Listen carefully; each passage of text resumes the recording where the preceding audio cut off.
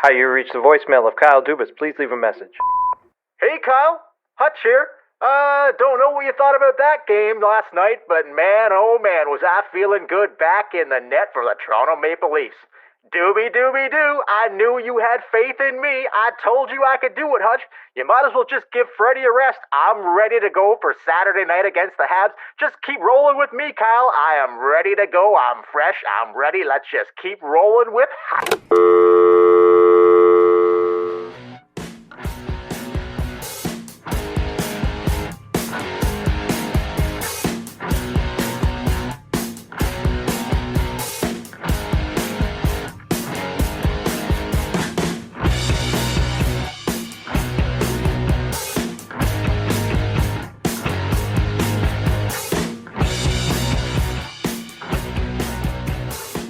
Welcome to the Tip In Maple Leafs podcast. I'm Chad. I'm Dale. We are coming to you Thursday night. Leafs just whooped the Ottawa Senators 7-3.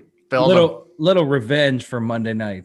Oh man, little revenge for the Monday night loss. This is what it should have been on Monday. Got away from them a little bit. Just a little. Slipped a little bit.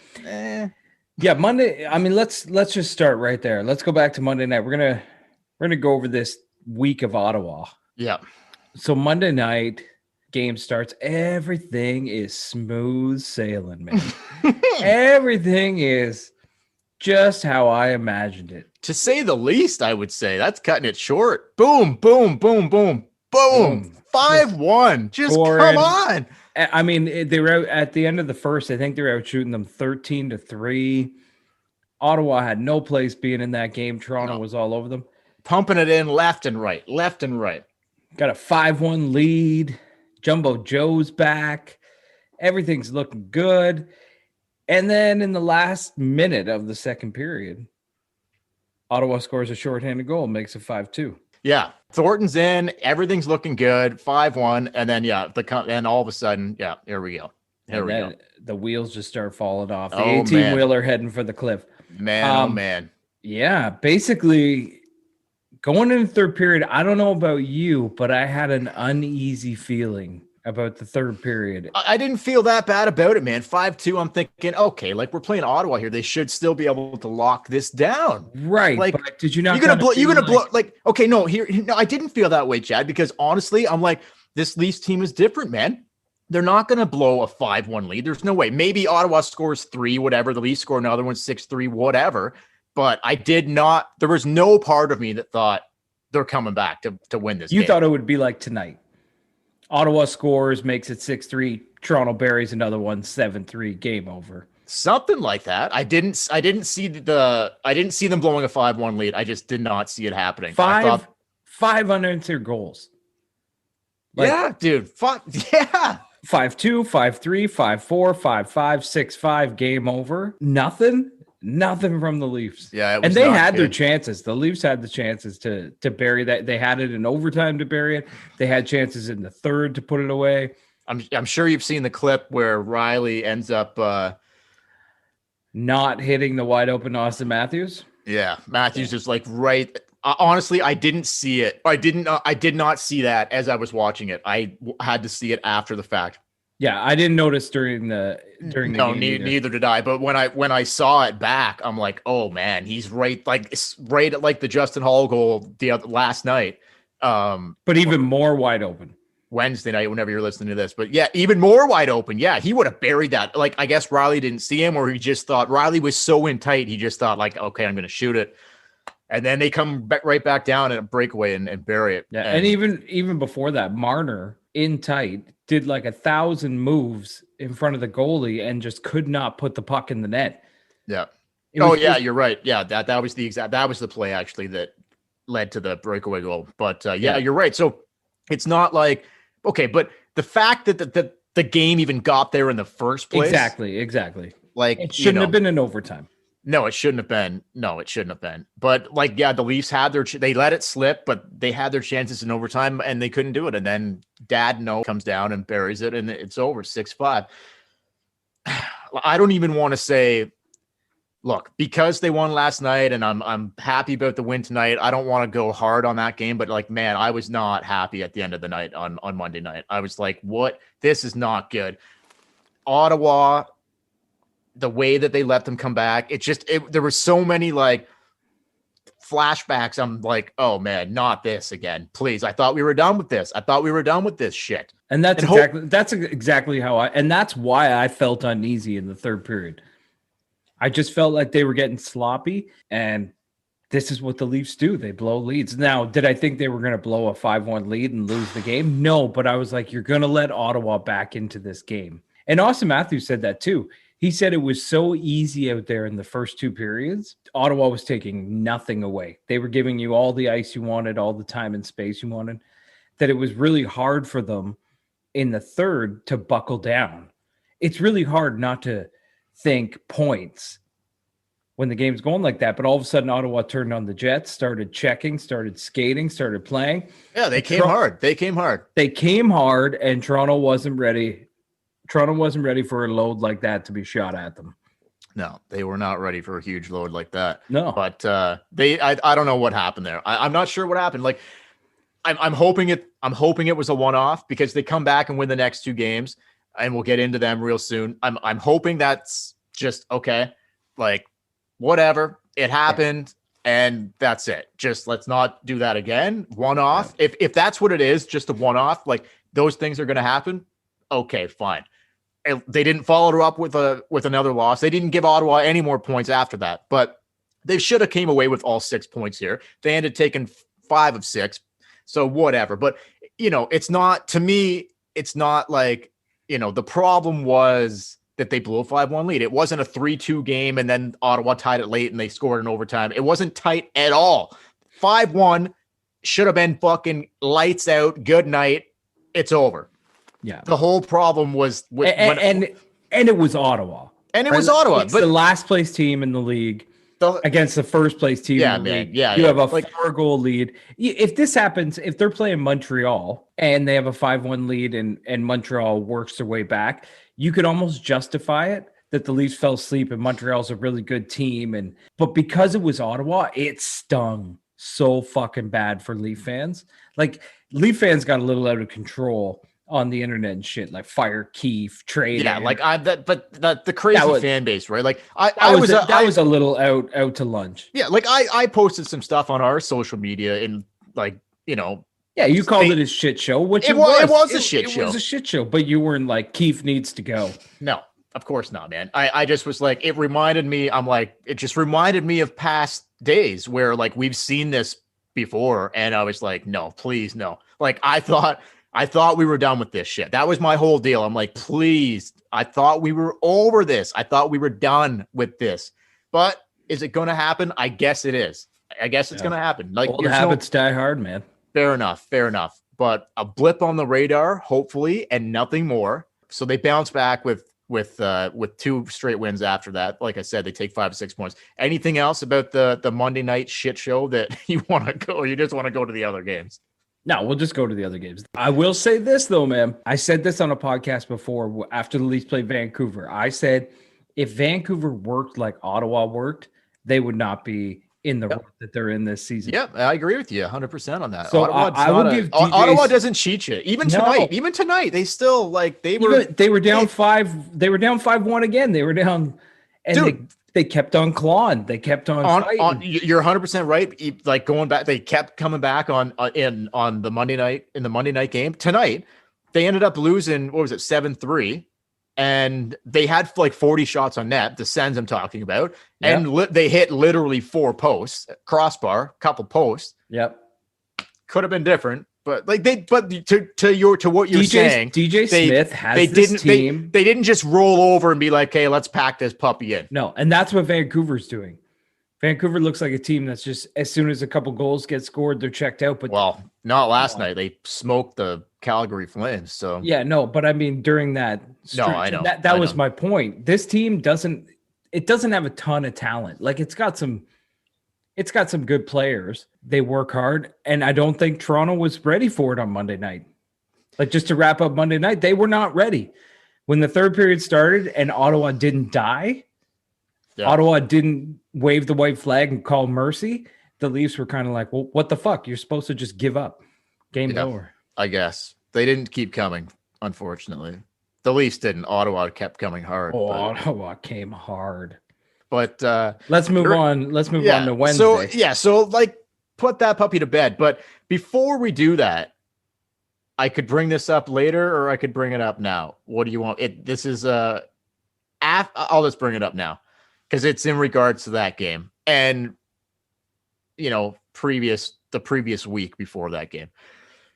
Coming off of that debacle of a blowing lead on Monday night, the papers the next day, front page of the Sun, our old pal, not really, but our old buddy, Steve Simmons, just tearing a new one on Nylander and Tavares, just like ripping these guys, ripping them. Look, have they played well? No. Tonight they got off the schneid. Willie got one. Tavares got a nice one late. Glad to see it happen. Had they played well, like they had gone a long stretch without scoring, Tavares, even strength. Nylander hadn't had a point in however many games. So I get it, but Simmons just likes to stick the knife in and just a little deeper whenever he can. That's his brand, man. That's his brand. That's how he makes his bread and butter. Now, like, I don't want to go off on a whole tangent here about Steve Simmons, but back on when the Bell Let's Talk Day and stuff, I don't know if you caught this, but he did a couple radio interviews. One of them was with TSN. It might have been with Matt Cause in the afternoon. Did you catch him talking about Steve Simmons' history? He was talking about his own history of like mental health and like anxiety and like stuff like this. Did you catch any of his radio interview talking about that? I don't listen to Steve Simmons. Okay, so he was really laying it out there about how like he has huge mental health problems and like how he feels like his insecurities and like he was laying it out there. But I'm thinking, dude, so you want to be now an advocate for mental health because you have issues or have had issues or are having issues, yet you blast people. Your whole career has fucking been nothing but blasting people. The whole time that he's fucking written for the Sun, it's been nothing but blasting people when they're down. Does he like saying, how many times do you see Simmons say something positive about the Leafs? No, I know which article you're talking about, the last one that he wrote about Tavares and Nylander, and he made a huge point in that article to point out the money that they're making. And he pointed out a ton of players who make less than them that are producing more. Sure. He could have done the flip of that. He could have been like, here are a ton of players making more than Nylander who produce way less than Nylander. Right. But you're right. He doesn't do shit like that. No, and to be okay, I'm pretty sure on the front page of the Sun, I don't even think it was in the or it was probably in the article too, but he was kicking them when they were down. No, but he literally was comparing Nylander. I don't have the exact quote, but it was something to do with IKEA furniture. He was comparing like Nylander something to do with Swedish IKEA. Yeah, he was making that comparison because he's Swedish, even though he was fucking born in Canada. But yeah, he plays his like international hockey for Sweden, but he was comparing him to IKEA furniture as in like I don't know, like it does it helps you out, like it's cheap, so it does like it works, but it's not really what you want type thing for like IKEA furniture. You know what I mean? I'm like, dude, like really, you're gonna fucking. Your analogy is comparing William Nylander to IKEA furniture? I don't understand how, if you obviously watch the post-game interviews and stuff, he still gets to ask questions. Not every time. Oh, they must hate it. They must hate it. Oh, could you imagine, like, they're all friends on the team. Say you're Morgan Riley. You know what this guy did to Austin Matthews, what he just wrote about Tavares and Nylander, and then you're going to sit there and take a question from him? Oh, no, and that's the thing. I think I haven't heard him the Leafs PR people are in charge of which media people they're going to go to. I've heard him ask questions on postgame. He has, but I haven't heard one asked from him to Austin, or he was asking Keith questions the other night, and Sheldon was just like, you know what, Steve? Like... I don't know. He answered his questions, but anyway, okay, we'll get off of Sims. I'm just like, look, man, my whole deal with this is like, he's trying to come out and be like how, like the negative maybe comments or whatever. He brought this up in his interview with, I think it was on the Matt Cause on Game Day with Matt Cause, how like some of the negative stuff in the media in Toronto like affects his mental health. Well, dude, you're writing the fucking articles, Steve. So how do you think the fucking guys feel how do you think their mental health is? Yeah. The guys that you're fucking writing about. You don't write shit about people, then maybe people won't fucking talk shit about you all the time. And look, on this podcast, on this show, we'll call a spade a spade. If someone's not playing well, we'll say it. If someone's playing well, we'll say it. But we're not going to fucking, like we do it in a manner, I feel that it's not like, well, number one, they're not listening to us. Nylander's not listening. They're not listening to Simmons either. Well, I think they are.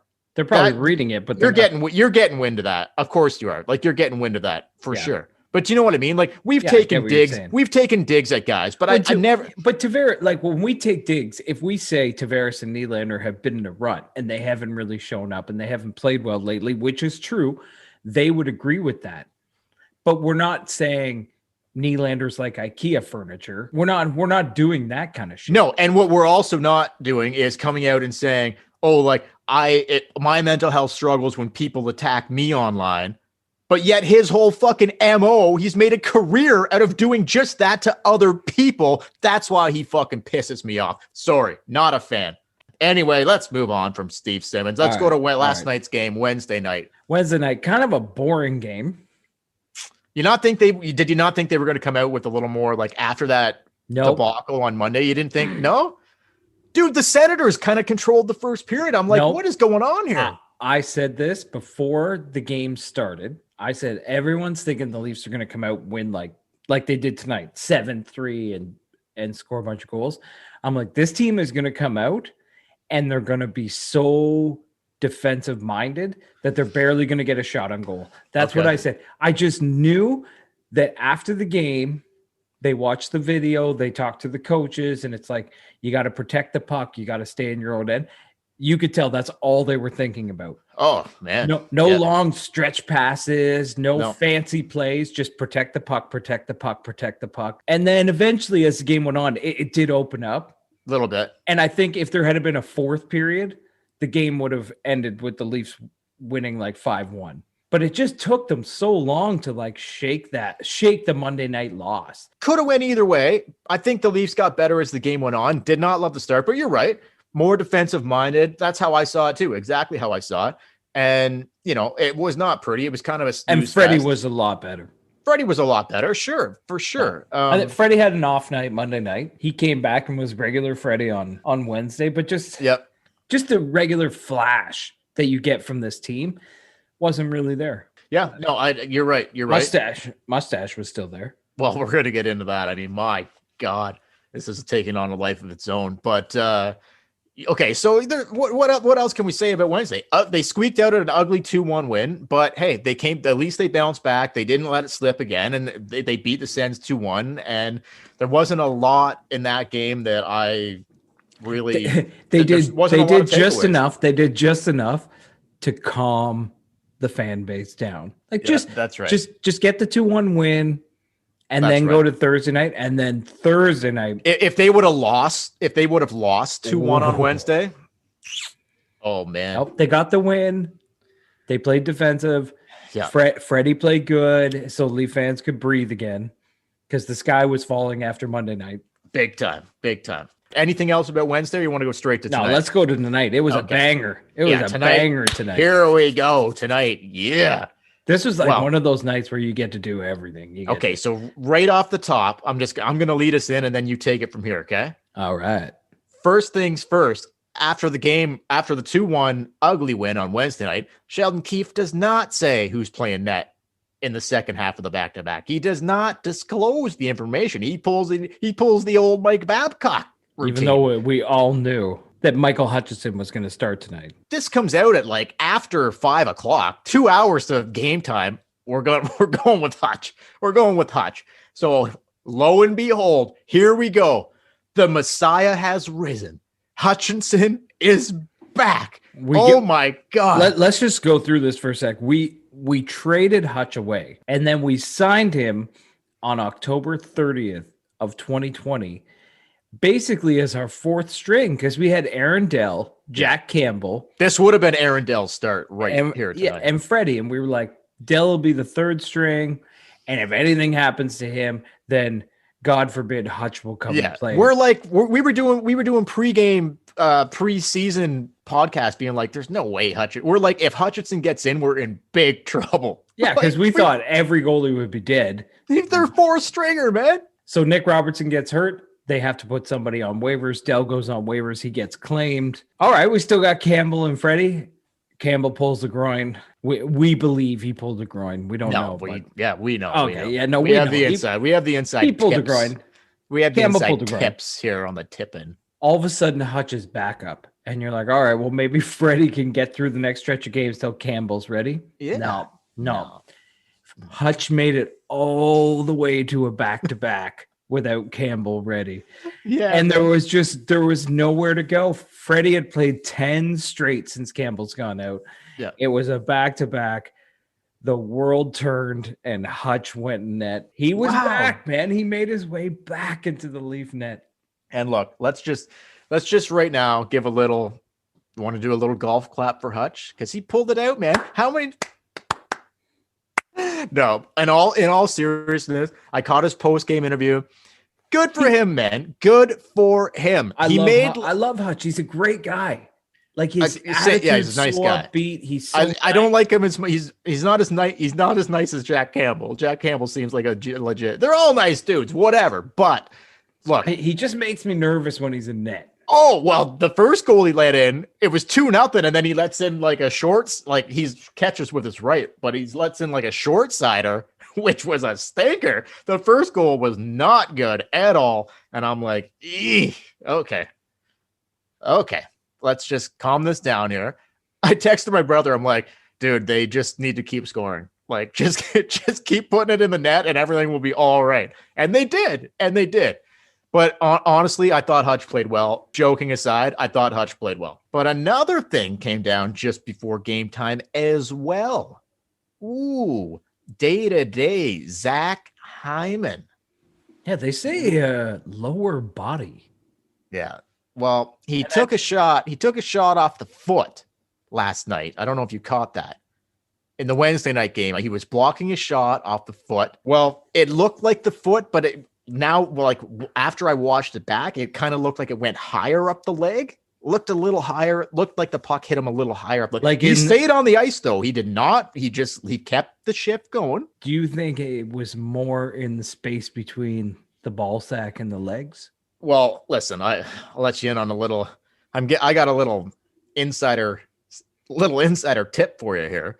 I got news right when that word came down that Hyman woke up this morning, could not move his groin, couldn't feel it, couldn't move it. He couldn't feel his groin? No, couldn't feel it. He was slapping down there like, what's going on? I've lost all feeling in my groin. His wife's hitting it. He's batting it around. Zero feeling in the groin. You have a reliable source that told you this information? I know one of his neighbors. How would his neighbor know that he was slapping his groin? Well, he could hear him freaking out through the walls. He's yelling at the top of his lungs. I can't feel it. Honey, put your ear to the wall for a minute. Zach Hyman. We got a groin. I think we got a groin problem next door. So you just wait. Tomorrow, Steve Simmons, front page of the Sun. Zach Hyman. Broken groin. But yeah, so lower body injury. Inside tip here from the tip-in. We've had a lot of dudes down with pulled groins this year. Zach's just another one. But hopefully, knowing the type of guy that he is, he's going to really ice that puppy. He's probably sitting in an ice bath right now. Oh, he's got a groin of steel. It'll bounce back. Yeah, you would think, I'm hoping he goes with them to Montreal on Saturday because we need him in there. Devastating loss to lose him. But here we go in tonight's game. Let's take it. Take it away, Chatty. Here we go. All right, so the game, Ottawa, Toronto, the rubber match. Ottawa took the first one. Toronto took the second one. Just like baseball, these 3-game series. I love it. Love it. Anyway, what can you say about this game? There was so much that happened. It was crazy. Matthews, Mustache had a 4-point night. Oh my God. The guy is maybe the best player in the league right now. Oh my Like, God. is there anyone playing better than Austin Matthews in the NHL right now? And people will argue McDavid, and that's fair. But just like everyone knows how good McDavid is. I'm saying right now. I don't disagree with you. I love Austin Matthews, love everything about the guy. But people will say, like, some people still will say, oh, McDavid, and that's fine. But look, just to be like, well, is it McDavid or is it Matthews? He's right there with them. If it is still McDavid, well, Matthews is right fucking there. It's not Ovi, it's not Sid, it's not fucking McKinnon. No, it's McDavid. Right now. It's McDavid and Matthews. Yeah, man. So you know what? Like, and best pair, like everyone talks about McDavid and Draisaitl is just like this dominating pair. Matthews and Marner right there with them. Oh, dude. Right there with them. Dude. So anyway, Mustache started the whole game by popping one in on the power play. That made it 1-0. Yeah. 1-0. And you're like, oh, here we go. He's feeling it. God, you just can't stop this guy. But the second goal is kind of a magical moment that we need to discuss here. Agreed. First tip as a Maple Leaf. Number 97. Let's hit it. Jumbo Joe, ladies and gentlemen, it's time for Just the Tip. Perhaps play a little game called Just a Tip. Just for a second, just to see how it feels. So, Dale, you are obviously more of a tip expert than I am. Well, I wouldn't go that far. We both know a thing or two about getting the tip in. Well, yeah, I think you may have gotten your tip in more than me. I think we're both equally as experienced with the tip in. So here's what did you see when you saw this tip? Well, this was a disgusting tip. A dirty, disgusting tip. This is what I call the old man tip. The old man tip? The old man tip. An old man dirty tip. That's what I saw here. Although he's looking like a young stud at 41.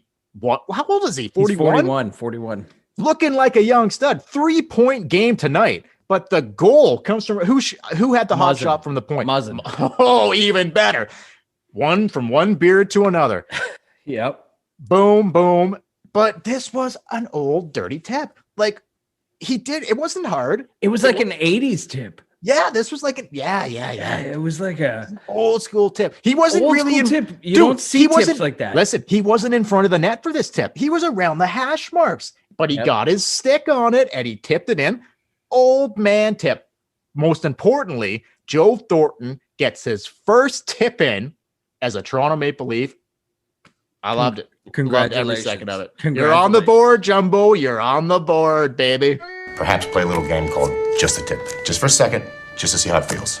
After the old man tip, Hutch lets one in soft one, glove side. Yeah. Which it screws with my head when goalies are backwards. Yeah. When they can't right-handed. So Stutzel just flies down the wing. Yeah, Strudel. Yeah, Strudel. Buries it short side. 2-1. I'm getting a little nervous. You're getting a little nervous. Mustache, old man tip. They're not nervous. No, they're not nervous at all. No. So literally, I think it was 2 minutes, maybe 2 minutes later, Mustache. Man, okay. So another goal. Let's just go here quick on Mustache before we go somewhere else. Let's just 16 goals. Check this out. Matthews, okay? 15-game point streak right now. 15 game. I think the Leafs record, I don't know who's at the top of the list, but it's 18 games. I'm not sure who's at the top of the list. There's a bunch of dudes, not a bunch, maybe 4 other Leafs that have 16-game point streak. I think one that has 17, one that has 18. It's old school. It's like old school shit. It's not Dougie or Wendell. I think he already passed those guys. 15-game point streak, okay? 16 goals. 16 goals to lead the National Hockey League. 16 goals for Mustache in 17 games. They played their 18th game tonight, but he missed a game. So this is his 16th goal in 17 games. That's freaking insane. He had a 4-point night. I think he's got 16 goals. He's on pace for 50 goals in a 56 game season. I think he's got It's not 16. going to happen. But Listen, okay, hang on a second. He's got 16 goals. I think he had 2 helpers tonight too. I think he's got 8 assists. He's got 24 points. Like, this guy it's every night just dangerous every time he's on the ice. The Sportsnet panel tonight, they all said, every single one of them, including Elliot Friedman, when the question was asked to them, will Austin Matthews score 50 goals this season?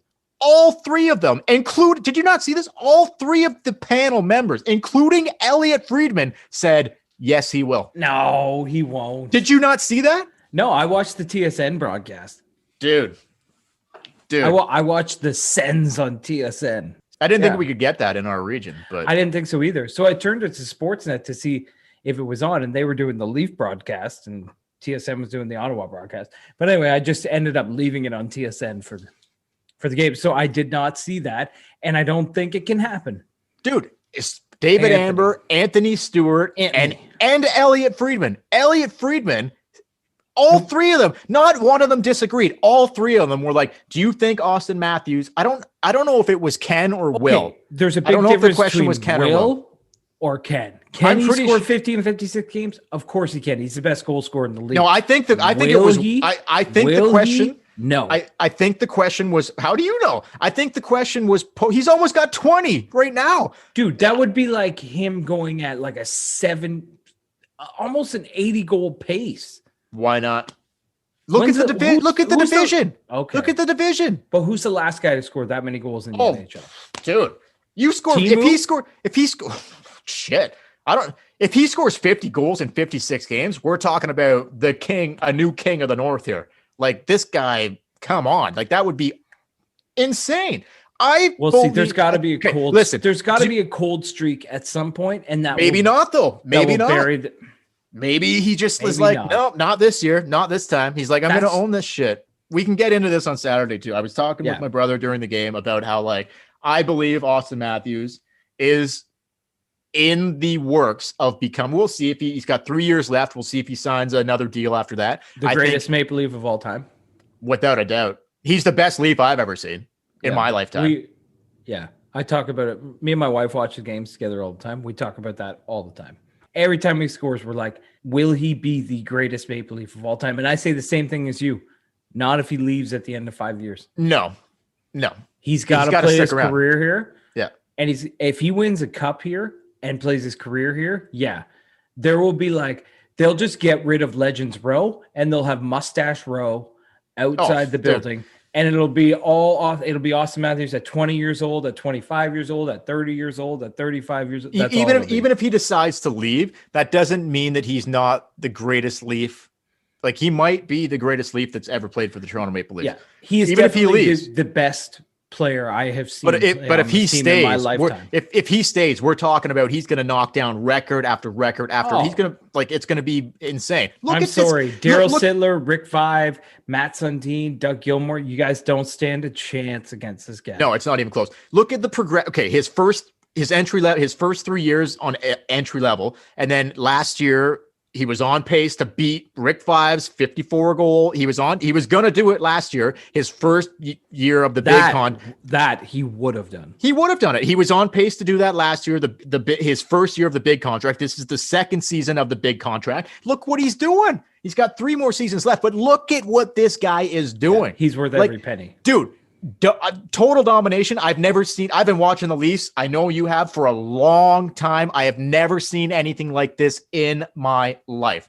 We've seen this, but not on the Leafs. I've never seen this. Oh, not on the Toronto Maple Leafs. Right. Never in my life have I seen this. I've seen players in the NHL dominate, but it's always on a different team. Yeah, Ovechkin, Sid, whatever, man. And then you build it up as a Leaf fan. You're like, oh, Matt Sundin, he's a superstar. He's just as good as so-and-so. Yeah.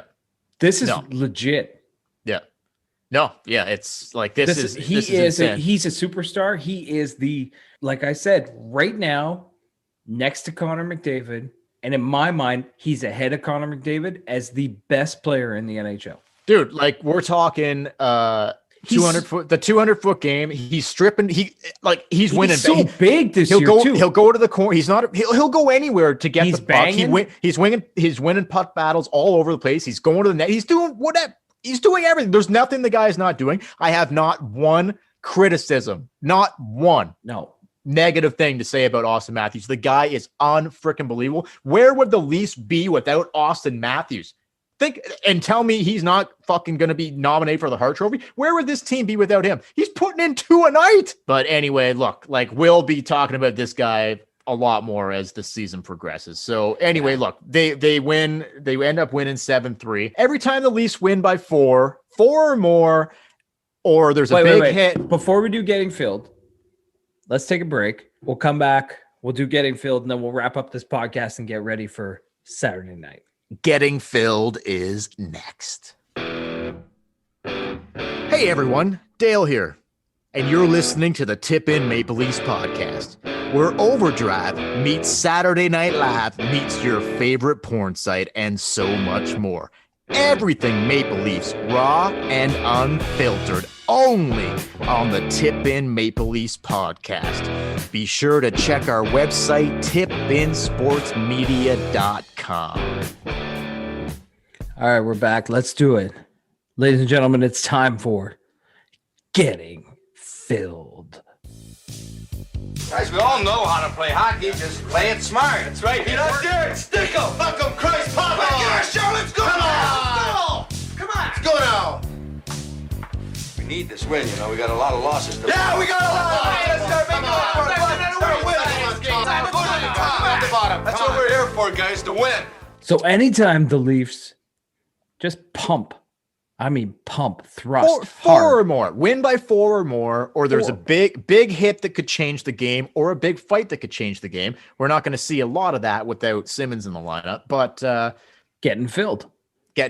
Okay. So tonight, Ottawa, you got filled. Oh, a big time filled, man. Are you kidding me? Let's Matt recap. Matt Murray got filled. Oh, filled right in the face. The old Hogberg got filled too before he I think he only gave up 1 goal and then he left the game. You want to know? That's called getting filled, because you want to know what? He saw what was coming. He's like, not sure if I want to. Oh, you know what? My groin hurts. Yeah, I got a little flare up down in the groin region. I don't think I can. He saw what was coming, man. I guarantee it. He's like, no, I'm out. I'm gonna pass the buck on this one. Come on, Murray, you're in. I know you just played last night, but come on, Murray, you're good to go. So the second period starts. It's 3-1 Toronto. A minute and a half in, Mikheyev scores. 2 minutes after that, Marner scores. All of a sudden, it's 5-1.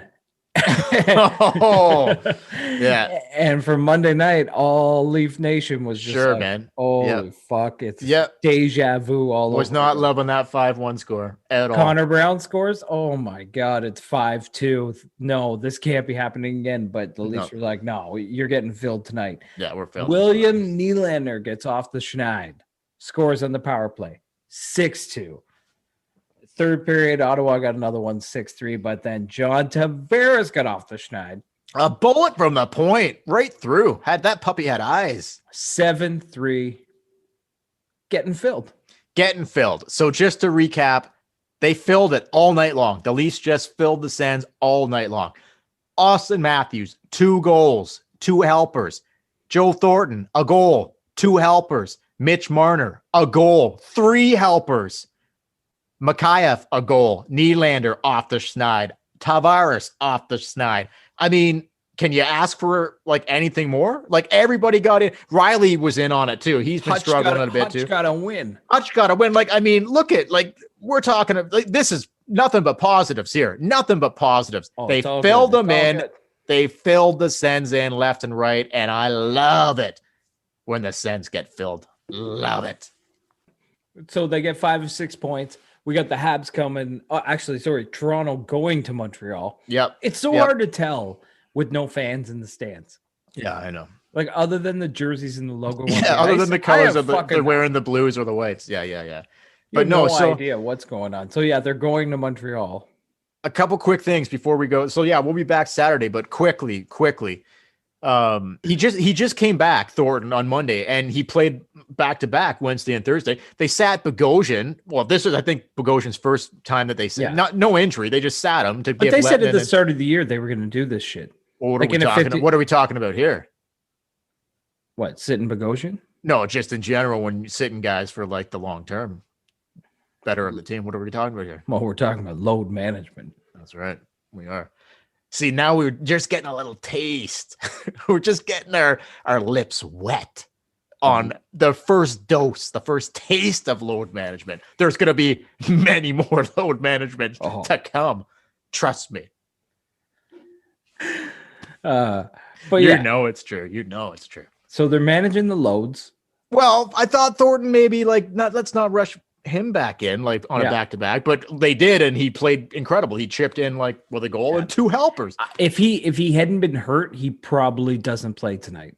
Man, he must just, yeah, you're right. Okay, you're right, because he missed that amount of time, so you're right. Yeah. Like, he must love, Thornton just playing with, like, Austin and Mitch. Like, he must just be, like, eating it up. After Wednesday's game, he was talking about, I think Austin Matthews should be nominated for the Selke, the Hart, the Art Ross, possibly win the Rocket. He's basically saying Austin, clean sweep of the NHL awards. That's how good he thinks Austin Matthews is. Like, just loves him. I do too. I think the same thing. So me and Jumbo have one of our followers on Twitter made a good point about Matthews' goal tonight. He just said, like, there's no way the goalie could have seen the puck with Jumbo Joe in front of the net. Yeah. And it's so true. And then after that, I started watching the game closely, and yeah, like when he gets in front of the net, he's a fucking monster. Like they put Hyman in front of the net, and he does a great job. He battles, but he's smaller than Joe. Joe, you can't fucking move him. And not only can't move him, the goalie can't see around him. Yeah. He's just fucking massive. Yeah. And when you can tip the puck from fucking 40 feet away. Yeah, that's even crazier. Good night. I know, it's a beautiful thing, man. So glad to have Jumbo back in the lineup. Him, Matthews, and Marner. The chemistry is rolling with these guys. Keep it going. What did you think late in the game, though, when that top line had been flying, where Sheldon did a little joggling, and he said, and he put Nylander up with Joe and Austin, and he moved Mitch back down with Tavares just in the third period. I think he did that to get Willie and Tavares going. Give them Willie had already had a goal at that point. JT had not. But I think he needed to give them both a breath of fresh air. I agree. And sorry, I continue. I just want to say this quickly, which we did not hit on, and I wanted to, about the Wednesday night game. The Wednesday night game where the Leafs won 2-1 in the tight one, I thought Tavares was all over it, man. He had several chances. He could have had a hat trick in that game. It's not like this guy's going out there and dogging it. He was all over it. But Monday night, he was bad. He was bad on Monday, but I thought he rebounded with he rebounded with a great. It didn't go in for him on Wednesday, but he was all over it. He had chances all over the place. So, but bringing it back to tonight's game about Keefe putting the lines in a blender in the third period and breaking up Matthews when they already had a huge lead. I think they just did that to be like, okay, let's see if we can get Mitch with JT to get JT feeling good going into the weekend. Right, but at the same time, it made me a little nervous, because I didn't think they were playing as good with these new lines, and you had Hutch and net, and you had blown a 5-1 lead on Monday night. But at that time, it was already, 6? It was 6-3 at that time. Tavares scored the 7th goal. It made me a little nervous, but then right before Tavares scored, I said, watch, Tavares pops one in. And he did. Before we wrap it up. We will hit on them on Saturday night. Yeah, we got a lot to talk about on Saturday. Because we only got one we only got one game. So, but I quickly, before we go, tee up the Habs game and do whatever you want after this. This last thing I got is that the Marlies started and Robertson scored. They've played, I think, 2 or 3 games now already. Robertson scored, had a couple helpers in his first game or second game, whatever. Sandin gets injured. First game, man. That's a tough one. They didn't say how long he's been out for, or he's going to be out for, but I'm pretty sure with a groin injury like that. Well, that's funny you say that. I have a source inside the Marlies. He called me, and he's like, "Was it Todd Crocker?" No, This is one of the medical staff. And he's like, listen, Chad, they're going to try and tell you that this is an upper body injury. Oh, I don't think so. He's like, it's not. He has got a very, very severe pulled groin. Severe. They said maybe only a couple weeks. We're talking. No, it is. That's not good. There's pull in your groin, and then there's fucking pull in your groin. That's not good. I'm gonna have to watch the tape back and see exactly what happened there. But that's the thing about these groin conspiracies is they'll show you a play where like a puck hits you in the face or something. Groin conspiracies. But we know it's the play you're not seeing. It's That's like right. It's That's like right. it's That's like the TV timeout where you're skating around and you step on your own stick and That's right. Or what happened in the shower after the game that made it slightly worse. Yeah. Oh, I slipped on a bar of soap. Oh, my groin. Accidentally fell into Liljegren's. But yeah, Sandine is hurt. Liljegren's what? I don't know. Liljegren's stall? Or something like that. Maybe that's how he pulled the groin. Who knows? Sorry, Timothy. I think I pulled my groin. Okay, before you wrap it up, so heal up that groin, Rasmus Sandin. We hope to see you back in the taxi squad soon. We hope Robertson's back soon. Get ready for a new segment coming on the weekend. We're going to tease it. Not going to say exactly what it is, but get ready for a brand new, fresh seggy coming on Saturday. It's wet and dry. It might be our best segment ever. All right. For the Tip in Maple Leafs podcast, don't forget to follow us on Facebook and Instagram at the Tip in Maple Leafs podcast, on YouTube at the Tip in Maple Leafs podcast. Hit like and subscribe. You can also follow us on Twitter at the Tip in podcast. Email us at the tipinpodcast@gmail.com. And most importantly, check out our website, www.tipinsportsmedia.com. You can find all the information you want. We have every click there for YouTube, every click for wherever you want to listen to the podcast. Maybe listen on Spotify, maybe listen on Apple Podcasts. I don't know, but you can find it there. For the Tip in Maple Leaf podcast, we'll be back Saturday after the Leafs go into Montreal and kick the shit out of the Habs. Damn right. And here's my prediction for Saturday. Going out on a limb, Austin Matthews scores a goal. Oh, that's a real, I don't know, man. That's a hard one to call. I'm saying it. I say the streak continues. I think he does too. He might light him up. He could have 20 by the end of Saturday night. He's got 16 right now. Maybe he puts the Hattie in on Saturday. Finally, he gets the Hattie. So until next Saturday, I'm Chad. I'm Dale. We will catch you later. Go Leafs, go. Go Leafs, go.